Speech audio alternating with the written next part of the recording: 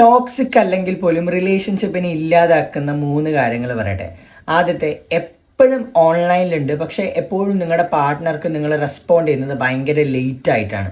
ഇത് അയാൾ എപ്പോഴും അൺഇമ്പോർട്ടൻ്റ് ആണ്, അയാൾക്ക് പ്രയോറിറ്റി കൊടുക്കുന്നില്ല എന്നുള്ളൊരു ഫീല് ക്രിയേറ്റ് ചെയ്യാനാണ് ഇടയാക്കുക.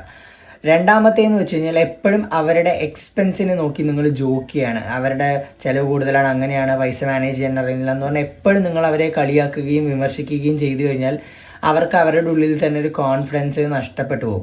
മൂന്നാമത്തെ കാര്യം, നിങ്ങൾ പ്രസൻ്റ് ആണ് പക്ഷേ എൻഗേജ്ഡ് ആവുന്നില്ല. നിങ്ങളുടെ പാർട്ട്ണർ എന്തെങ്കിലും സംസാരിക്കുമ്പോൾ ഇങ്ങനെ ഫോൺ നോക്കിയിട്ട് പറയും ഞാൻ കേൾക്കുന്നുണ്ടെന്ന് പറയുമ്പോൾ അയാളെ കേൾക്കുന്നില്ല എന്നുള്ളൊരു തോട്ട് തന്നെയാണ് അയാൾക്ക് പോവുക. നമ്മളാണെങ്കിലും അങ്ങനെ തന്നെയല്ല, നമ്മളൊരു കാര്യം സംസാരിക്കുമ്പോൾ ഓപ്പോസിറ്റ് ആൾ ഫോൺ നോക്കിയിട്ട് നമുക്ക് ഇഷ്ടപ്പെടും.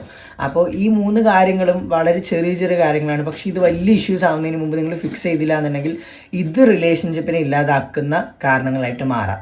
ഇനി നിങ്ങളുടെ പാർട്ട്ണർക്ക് ഷെയർ ചെയ്ത് കൊടുക്കുക. ഒപ്പം ഇതേപോലെയുള്ള വീഡിയോസിന് വേണ്ടി don't forget to follow Bijul Bindu Pappu.